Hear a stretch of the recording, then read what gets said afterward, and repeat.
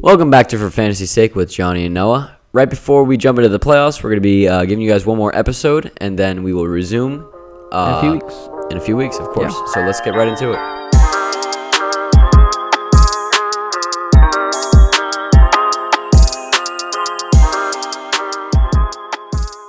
And at this point in the video, the trade deadline has passed, but there was one last-minute deal that snuck in. So, Johnny, what is that? We have one last deal for the whole season. We've been slowly dying down all these trades. So we have a trade between Jenny and Jake, I believe. Yes, a trade between Jenny and Jake. And Jake is giving away Justin Jefferson, DK Metcalf, Saquon, Brandon Ayuk, and a 9th.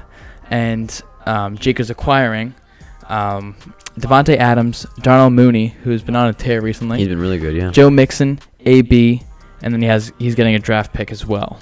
Yes, we'll be showing that one right up here. That's our last deal. Pretty interesting trade. Yeah, big deal to end it, too. Yeah, I know. A lot of stars. Crazy. So, yeah, I mean, that's our last deal. And, yeah, I mean, let's jump right into our close games and biggest blowouts of the week. This game was pretty close against Jake and Mason. Yeah, I mean, kind of unexpected. We thought Jake was kind of blow this away. Yeah. And Mason kind of came back and snuck out a victory. Underdog. He's been pretty good the last couple weeks, getting a couple victories. He beat Jake by 25 points. That was the closest victory. Game. Yeah, and that was our closest game. Usually it's even under 10, but this looked pretty good. So pretty nice. Yeah, no, I would say that was a pretty good game for him. Yeah. Now we'll be doing our biggest blowout, of course, and Sean, of course, has been doing really well for us as of recent. He has. Adrian just joined, and he inherited a pretty bad team. So that is very true. 50 to 81. Here's the scoreboard right there. So yeah, that was a pretty tough blowout for him. Yeah. But he has a chance to recover. He's playing Mason this week, and maybe Mason upsets again. Yeah, it's the 10th team versus the 11th team coming up this week. So bottom of the barrel there. Yeah, we'll see what happens in that one. They're in the same division. Yeah, exactly. That's true. And moving forward into Attaboy, just giving players a pat on the back who aren't superstars but put out good fantasy weeks. Who do we have? Well, this one, after a couple weeks off, he had a great couple, first 5 weeks. Yeah, Mike Williams was the number one receiver. He was definitely the number one receiver in all fantasy football for a long time. Yeah. But then he took a long break, he did 6 weeks or so, where he just wasn't putting up numbers. But this week, he had a pretty big stat line. Johnny, which one was that? He did. This player is Mike Williams, putting up 5 catches for 97 yards and a touchdown. He looked really solid. Yeah. It was the game-winning touchdown, too. Yes, you're right. Game-winning touchdown. I think it was 30 or 40 yards. Yeah. But he looked really good in that game, so we're giving him a little pat on the back. Yeah, definitely. And following that, we have our standings and power rankings right here. Of course, these don't really change as much. They really don't as much anymore because there's you're starting to see the top of the league right now. Our 6 playoff teams are kind of almost set in stone. But the two wild cards and the third and fourth place, me and Sean, there's a little bit of a run in each division. Craven and Sophia are obviously running away. Shout out to them, of course. I think they both actually clinched the playoffs. Yes, they already clinched. Yep. So congratulations to them. They're our first 2 clinches, and they're in the same week. Pretty exciting. Yeah, pretty exciting, honestly. And so now we will jump right into our to start or to sit. Yes. Going for my starts, I'm starting Russell Wilson against the number 32 defense in the league, Washington. I'm also going to start Miles Sanders versus the Giants, my New York Giants. But he looked good last week, rushing for 94 yards. Only had one target, which kind of concerns me a little bit. But I think he has enough targets and touches for him against the Giants, and he's going to have a good week. So I'm going to give him the start. You don't need to be too worried, actually, because Jalen Hurts was running so much, I feel like. Yeah, I know. 3 rushing touchdowns. Yeah. That was crazy, but whatever. Yeah, no. And for my starts, I'm going to give Scary Terry some love, finally. I gave him the bench, and then we haven't really talked about him much. So I'm going to give him the start against Seattle. Yeah, struggling defense. Secondary is not amazing, and I feel like Scary Terry is going to be a primary target against them. So I'm going to give him the start. And in the receiver, going with the theme of receiver, I'm going to go with Elijah Moore versus Houston. I like that matchup a lot. Houston has a bunch of good players, but Elijah Moore has been really showing off the past few weeks, and hopefully we all roll with the hot hand. I'm going to start him this week. I feel like this might be a good one just to watch. I mean, he can be a rising star, honestly, in this league. I think he really has good potential this week against a really poor defense. Especially Houston defense, yeah. So we'll just have to see what he does as well. And what about your sits? My sits, I'm going with Myles Gaskin. He's playing Carolina, and it is also an even week in the NFL. So Myles Gaskin is not going to have a good week. He only plays well on off weeks. Oh, yeah. So he's definitely getting the sit for me this week. There you I'm go. going to start somebody else ahead of him. I'm also going to bench Ryan Tannehill. He has no AJB. He no Julio Jones. Nothing. No Derrick Henry. Yeah. He has another player that we'll talk about later in the video for your waiver wires, but I just don't like his matchup this week at all. Oh, yeah, definitely not. Against New England, who's playing really well and really good football right now. So defense, he's definitely going to get the sit for me. No, yeah, I agree with with the defense they're going up against. That's one of the best in the league. Yeah. For my sits, I'm going to go with Pat Freiermuth versus Cincinnati. I feel like Cincinnati's a great defense, I feel like, lately. Yeah, no, I agree. Especially against a tight end. He's a rookie tight end. He has a lot to learn. And I feel like he gets a lot of targets, gets a lot of receptions, not that many yards, and he gets touchdowns, but not all the time. So I would give him the sit against Cincinnati. I'm not sure if he's a tight end one against that team. They're a pretty good defense.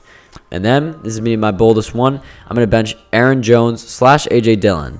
Depending on who's playing. Depending on who's playing against LA. It's LA defense. Yeah, I know. I feel like the Packers have been very weird running the ball lately. So yeah. And Aaron Jones come back from injury. I don't know. A.J. Dillon, he's not the number one guy. I mean, he's good. He's a good power back. Solid, but when he's the main guy, he's not. He's not that guy, pal. Yeah, exactly. So against LA, I would give them both a bench. Yeah, I like that. And now we're gonna jump right into our waiver wire pickups for week 12. A player who we were just mentioning for Tennessee, I have Dontrell Hillard, and he's playing. I can't think of it. In New England. Oh, yes, sorry, New England. And he's only rostered in 13% of leagues. He put up 15 points last week in full PPR, and I think he might be the hot hand for this week, so definitely keep her out for him. He might get the start this week because they just released AP. Definitely. And we're gonna roll with the running back team this week because I feel like running back's a very rare position. Yeah, definitely the rarest position, I feel like. And now with that, what's his name is out? Michael Carter is out this week with the ankle sprain for the Jets. I really feel, but it's tough because as a fan, it stinks to see him go out. But Tevin Coleman, he's a really solid player. He's only rostered in 13% of leagues because he's lost a lot of reps due to Michael Carter's all these other running backs emergence. And Ty Johnson's really a receiving back, and he can run the ball pretty well. But I think Tevin Coleman has got a lot of. He's your pure running exactly. running back. And he got the ball a lot against the Dolphins when Michael Carter went out. So I would definitely try to pick him up for a couple weeks at least. And then our final pickup for this week is Matt Breida. And he played really good on Thanksgiving. He looked good, getting a lot more touches. And Zach Moss is beat out Zach Moss. Offense. So Zach Moss was inactive last game. After being inactive week 1, playing really well for a couple games, and then kind of being lost.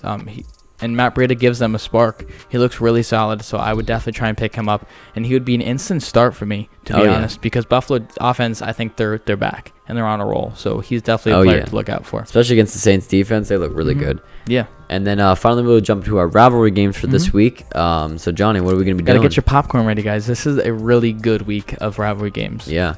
I mean, both the games we're already going over is 2 matchups with the top 4 seeds. Yeah, pretty. Johnny, it what's doesn't the get first better than one? that. Our first one, we have Craven versus Sean.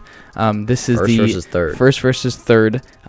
Doesn't get better than that, honestly, in the rivalry. This could be the playoff championship matchup, maybe.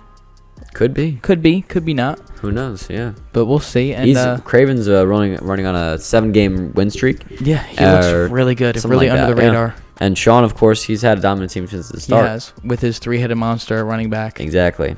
Yeah. So now the final one is going to be me versus Sophia. Obviously, as everyone knows, we're the other top 4 seeds. Yep. And, girlfriend versus boyfriend round 2. Hopefully, I'll come out with the victory. We'll see. And the spotlight again, by the way. Yeah. I mean, the record's looking a little bit better. Hopefully, yeah. I mean, every week the last couple weeks has been I think I'm like 2-3 whenever we talk about my games, which is not bad. But you beat me. You beat me last week. Yeah, so that is true. We did. I got clapped. Maybe it is 3-3. Who knows? Yeah. He beat me by 25 points, so not as bad. That's what happened last week, But it wasn't the biggest blow. I wasn't Adrian, so. Yep. Adrian had a tough week. He did, yeah. That's what happens when you have 4 Cowboys playing. So. Yeah. But, that'll do it for our episode this week. If you like the video, please do actually. And if you're new here, subscribe. And Johnny, what about our socials? Our socials, hit our link tree in the description down below. TikTok, posting daily content on there. Really trying to get some good videos out, and look forward over the next couple weeks for some new videos, some music and movie videos. Yep. Trying to get those out in the next few weeks while we're not going to be posting for fantasy's sake. Exactly. So look out for those, and look out for us back in a few weeks for the playoff preview. Yeah, and winter breaks among us coming pretty soon for college students. So you'll be able to see a bunch more videos. Yeah. Probably. We're going to be having a lot more fun around this channel. Yeah, I know. We're going to see maybe some quizzes and all that. We've already announced this, but just expect that in the soon future. Yeah. Yeah. So that's all, and hopefully you guys win your games this week. Hopefully you guys get the dub. That's it. Peace. Peace.